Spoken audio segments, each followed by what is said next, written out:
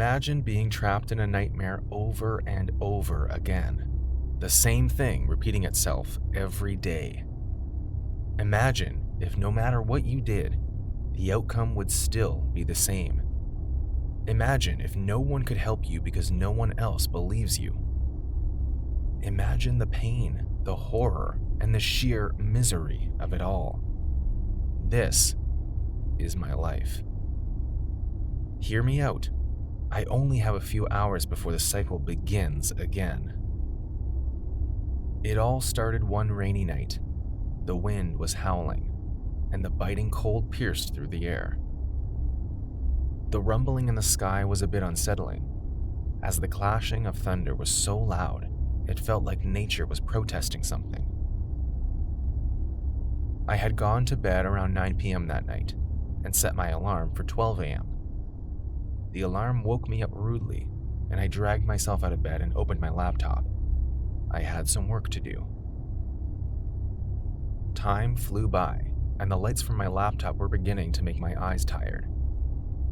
I rubbed them and sniffed a little, as another thunder clash almost made me jump out of my chair.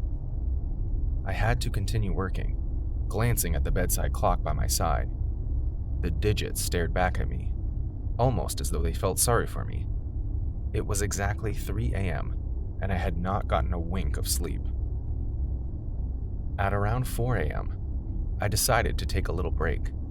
I had to be up by 8, and there was no way I would go to work without completing this project first. My boss would have my head, and I would most likely be fired. I laid back in bed and cursed under my breath as fatigue set in. I even contemplated snuggling back into the covers of my sheets.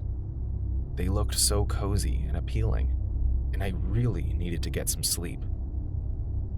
But I was very disciplined, and when I needed to get work done, nothing could tempt me out of it.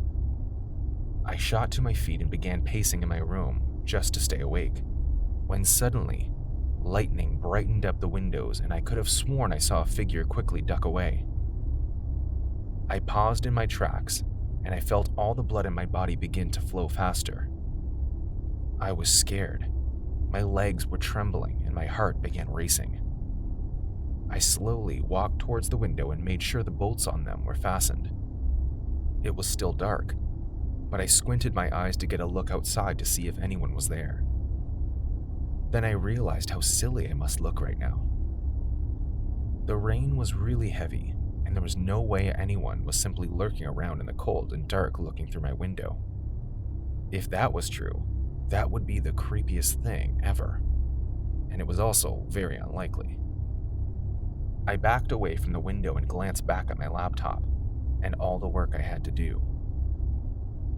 I was exhausted, and it was probably my lack of sleep that was making me see figures in my windows. So rather than crawl into bed, I decided to distract myself with my phone. Scrolling through Instagram, I found the much-needed entertainment I was looking for, and that was when I first saw it. From the corner of my eye, I saw my laptop light up, and a small pop-up in the corner suddenly appeared. I dropped my phone. That was weird. I have a strong antivirus, and I shouldn't be getting pop-ups like these. Then I read the message on the link, and it made me back down and do a double take. The pop-up read, "Click here or die, Laura." Okay, that is creepy, I thought to myself. How did the ad know my name? Was it some sort of subscription I had forgotten about? What in the world was going on? And what was up with the threat? But then again, I could not stop myself from staring at the pop-up. It was oddly magnetic, almost like it was calling me, reeling me in. The pop-up blinked red, then black, and red again, and I think I was hypnotized. I should have grabbed the laptop and closed it just then. I should have walked away or simply shut it down, but I didn't. And if I was being honest, a part of me was curious to see what the ad was about. I wanted to know where the link led to. What a creepy way to get people to click on your link, but still, oddly enough, it was working. My curiosity was piqued, and I made the decision to click on the link. It turned out to be the absolute worst decision I could ever make. However, as I narrate this story, I'm getting more and more certain of the fact that I was not the one who decided to click on that link. I may have been curious, but I don't think I was that curious. As I slowly reached for my mousepad, I realized in my mind that I didn't want this anymore. I didn't want to see where the link would lead me to. I wanted to stop it, but for some reason my hands were no longer in my control. It felt like they were being controlled by some kind of force, and all I did was sit there and watch my finger in horror as it hovered across the mousepad and immediately clicked on the link. Suddenly, my work on the screen disappeared and a bunch of words began to scramble themselves together over a white background. I was terrified at this point, and I was sure that this was an ad. I tried to scream and run, but again, I was not sure if it was shock or the fear that was holding me in place again, but all I remember was that I could not move my body at all. I stayed frozen, staring at the screen in horror as the words began to arrange themselves to make sense. They read, "Good job, Laura. You'll live to see another day." I know what you're thinking. You're wondering what in the world that meant. I wondered it too, but as I sink further and further into my nightmare, I realize all too well what the words meant. I was still frozen in place, trying to scream, but I couldn't when the screen suddenly went blank, and I regained control of my body. I was about to shut the laptop down when suddenly, the screen brightened up again, and I was staring at the scariest thing I had ever seen. It was me. That's right, I was staring at me. But it was not a mirror. The me on the screen looked a bit different. She had on a different outfit and a different hairstyle. But she was undeniably sitting in the middle of my room in the screen. The room was exactly like mine, and she looked exactly like me. The most peculiar thing was that as I stared at her in shock, she seemed to also be very surprised to see me. She grimaced and glared at the screen, trying to make sense of what was going on. "Hello?" I called out. Can you hear me?" My voice was shaking, and I had never been more shocked and confused in my life. The girl on the screen tried speaking back, but I couldn't hear her.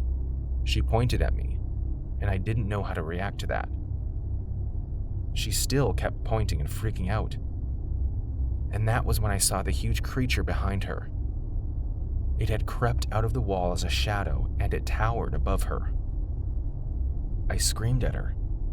I tried to warn her, pointing to her so she could look behind her and get the hell out of there. But she didn't see me. She was more concerned at pointing at me and freaking out over seeing someone who looked exactly like her. But here is where it gets even more terrifying. As the creature in the screen suddenly grabbed the girl, I, at that moment, felt a hand over my shoulder. And when I turned, the fear that gripped me was almost physical. It was the same shadow monster that was creeping up on the girl on the screen. That was what she had been trying to warn me about with her pointing, and I too had been pointing to warn her too. The monster turned my head towards the screen, and I saw my other self fighting for her life. I tried to fight too, and I realized that me and this girl are one and the same. Probably from different worlds, but living the same nightmare. As I tried to fight off the monster, it hit me across the face, and that was when I blacked out. It gets stranger still. When I woke up, I found myself on my bed. It was still dark, and my alarm rang again, the sound piercing through the silence in the room. I glanced at the clock, and it was 12 a.m. What a weird dream, I thought. Well, it was not a dream. All of the things I have just narrated to you happened all over again, at the exact time, and the exact event. I couldn't fight my way out of it, and I have been living the same nightmarish life for as long as I can remember. the pop up, the girl on the screen, the monstrous shadow, all of it. I relived the same day over and over again, and I don't know how to break out of it. The Force doesn't allow me to try anything different, and telling this story is the only different thing I have done for as long as I can remember. I am stuck between 4 to 6 a.m. on January 4th, 2010. What year is it now? Please, help.